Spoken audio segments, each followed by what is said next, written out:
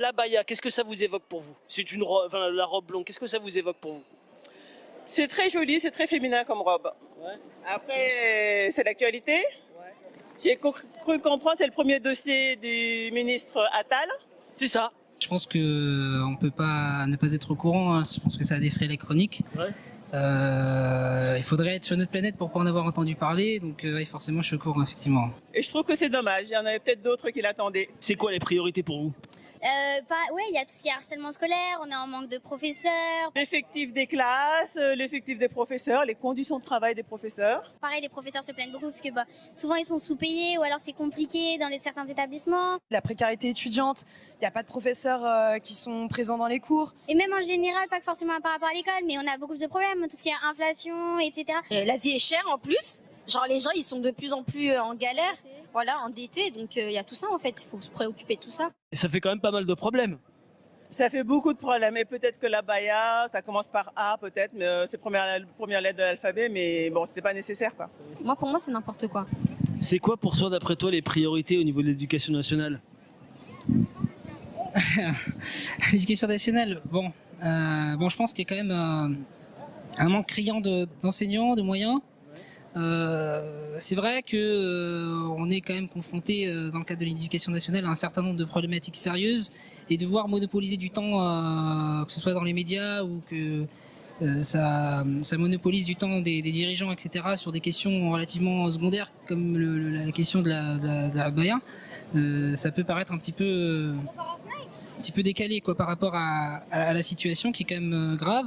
On a des progrès à faire en mathématiques, on a des progrès à faire en anglais, on a des progrès à faire dans plein de domaines.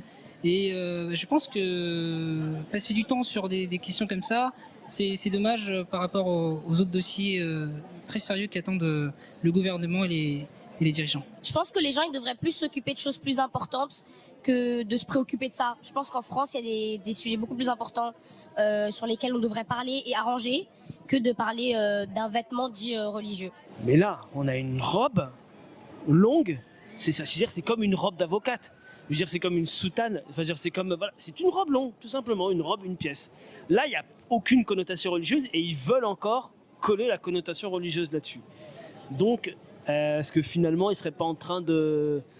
Je sais pas, est-ce qu'ils ne seraient pas en train de pas faire ça pour faire diversion, sachant que, comme tu l'as dit, il y a des problèmes qui sont beaucoup plus importants. Le harcèlement, par exemple. Est-ce que vous sentez que le gouvernement fait quelque chose là-dessus? Non, ils en parlent mais ils en font pas plus. Il y a eu un drame, pourtant, il y a une jeune fille qui s'est suicidée de 13 ans et demi. Plusieurs drames. Il y a aussi le harcèlement à l'intérieur du collège, mais aussi à l'extérieur aussi des établissements. Mais ça, par exemple, quand on va voir ta CPE ou ton proviseur, ils vont dire on va arranger ça, mais que dalle, il n'y a rien, y a personne qui se bouge et ils s'en foutent. Pour eux, c'est pas leur problème. Regarde, si tu prends par exemple une robe longue, c'est quoi la différence avec une abaya en vérité? C'est la question, je suis d'accord avec toi que interdire la abaya, d'accord, mais enfin, comment on juge que c'est une abaya, que c'est pas une abaya? Est-ce que demain il y a une fille qui vient avec une robe qui est pas forcément une abaya à la base et voilà, est-ce qu'on va l'interdire l'accès à l'école? Même eux sur les plateaux télé n'ont pas vu la différence entre une robe longue chez Shein et une robe dite abaya. Enfin, ils n'ont pas vu la différence eux-mêmes, donc je pense que ça va être très compliqué. Mais ouais. Tu as déjà porté une abaya? Non, mais j'ai déjà parlé des robes longues qui leur ressemblaient. Et est-ce que tu as eu des remarques par rapport à ça? Non, jamais. Jamais. Jamais. Parce que je suis pas voilée et en fait, pour moi, c'est juste les personnes voilées qui dérangent en fait la société française, pour moi.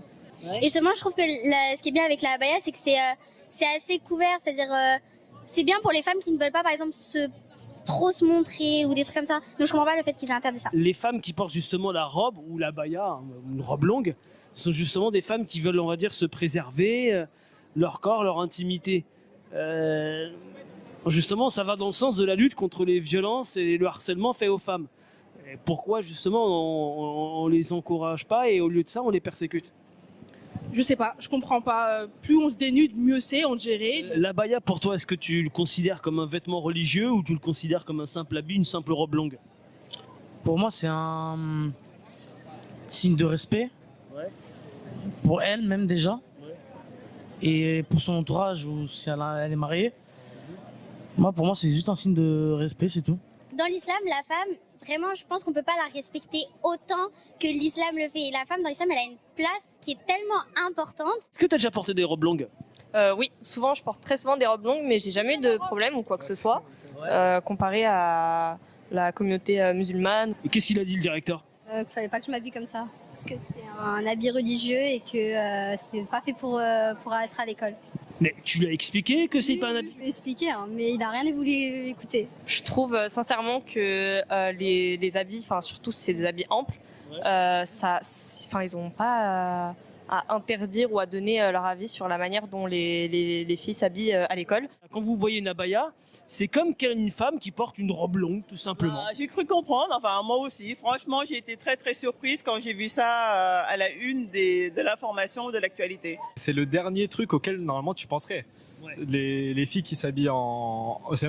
On parle même pas d'abaya, c'est des robes longues juste pour pas montrer leur forme, quoi. Mais tout le monde il peut porter ça. Il n'y a rien à voir avec la religion. C'est un habit comme un autre pour toi? C'est un habit comme un autre pour moi. C'est une robe. Une robe qui laisse passer l'air et qui moule pas, certes. Mais je trouve par exemple dans des endroits ils nous demandent d'être plutôt couverts, on n'a pas le droit de montrer notre ventre, nos épaules. Bah là c'est un habit qui montre ni ventre ni épaules et ils sont pas contents parce qu'apparemment ça sera apparenté à l'islam. Alors que pour moi c'est juste une robe longue qui n'est pas moulante et qui laisse passer l'air. C'est juste une robe simple que tout le monde peut porter, peu importe la religion, que tu sois croyant ou non croyant. Il n'y a pas besoin d'être musulman pour porter une habaya. Puis c'est juste le nom qui change, sinon c'est une longue robe.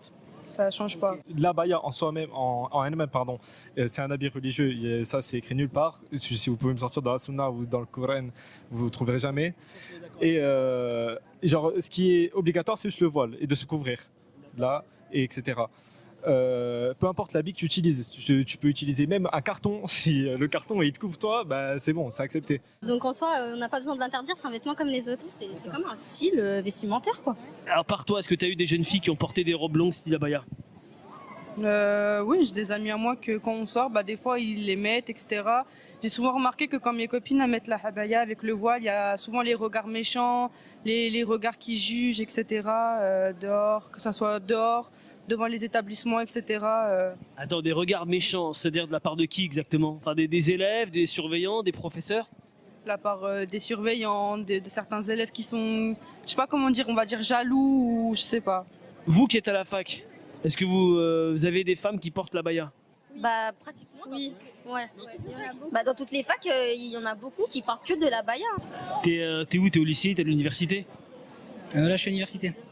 D'accord, ok. Est-ce que tu as déjà vu des jeunes filles porter des robes longues style abaya? Alors encore une fois, abaya ou pas abaya, je sais pas, mais j'ai déjà vu effectivement des femmes porter des tuniques ou des vêtements assez larges. Et puis à l'université, j'ai déjà vu des femmes porter le voile et ça a toujours bien passé. Elles respectent le règlement, elles respectent les autres étudiants. Et il n'y a jamais eu de problème par rapport à ça. Elles font du sport, elles participent. Enfin voilà, pour moi, il n'y a pas de débat là-dessus, quoi. Et je trouve que c'est un sujet où on devrait laisser les gens vivre, laisser les gens vivre en paix. Je pense que ces personnes qui s'habillent en abaya dérangent personne. Enfin voilà. Et en plus de ça, qu'il y a des sujets beaucoup plus profonds à aborder. Et ça fait que nous diviser, c'est dommage. On dit justement qu'ils veulent interdire l'abaya pour ne pas que les jeunes filles pratiquent un certain séparatisme. Est-ce que toi, tu as vu un séparatisme de la part de ces jeunes filles? Non, du tout, du tout. Elles se fondent dans la masse sans problème alors? Oui, pour moi, oui, c'est pas une personne comme tout le monde. Elles se font dans la masse comme tout le monde. Quand les filles elles arrivent en mini-jupe, comme une autre, hein, c'est une personne comme une autre, elle s'habille comme elle en a envie. Je comprends pas pourquoi on devrait dire qu'elle se démarque ou quoi. C'est leur pratique, c'est tout. C'est comme ça, c'est la religion, elle est comme ça. Faut se préserver et il y a rien de mal à se préserver. Ils ont toujours un problème, que ce soit des habits courts, que ce soit des habits longs. En fait, je pense qu'ils ont juste un problème avec les femmes en général et avec surtout les femmes de couleur ou les femmes appartenant à la religion musulmane. Pour moi, c'est une fixette sur les musulmans. Parce que au début, c'était le voile. Maintenant, c'est l'abaya. Après, ça va être quoi? Là, maintenant, ils interdisent le camis en plus de l'abaya parce que les gens ils se rendent compte qu'il y a pire derrière. Donc, du coup, ils rajoutent le camis. Ils vont toujours rajouter quelque chose. Là, dans un an, ce sera quoi?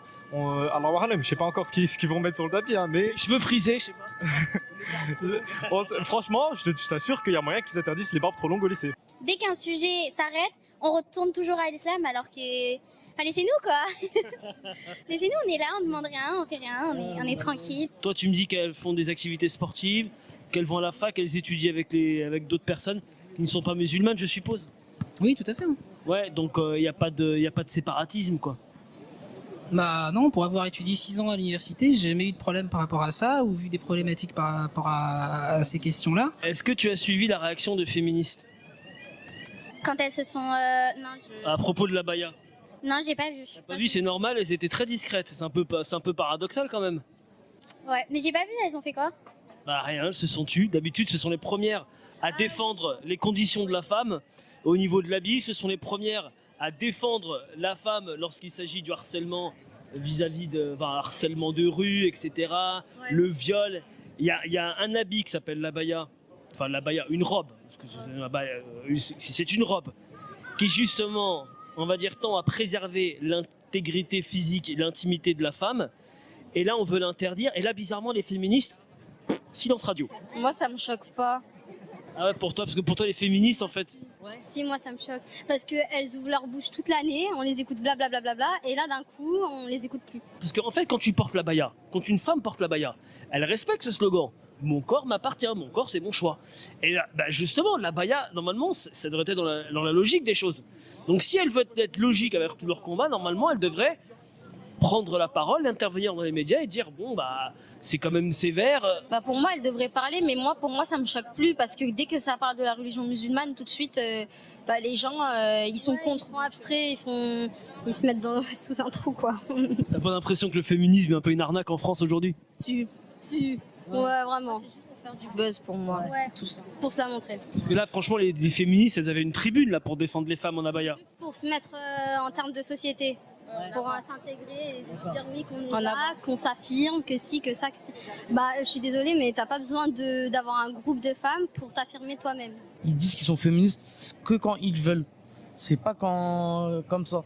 C'est que quand eux ils veulent, ça leur arrange. Abaya plus personne. C'est ça. Tu penses qu'en fait que tout ça c'est un leurre? C'est-à-dire un leurre? C'est-à-dire qu'en fait qu'on veut parler de l'abaya pour cacher d'autres sujets. Pour cacher la misère, ils mettent sous le tapis. Et le gros tapis pour appâter les Français, c'est les musulmans. En fait, j'ai l'impression que c'est un peu le sujet qu'on va à chaque fois mettre, qui est généralement d'ailleurs, c'est très triste, mais un peu islamophobe, pour un peu te mettre... alors qu'il y a quand même 7 millions de musulmans en France, il me semble, et je trouve ça extrêmement dénigrant pour eux au quotidien, de toujours les pointer du doigt, genre en mode les gars...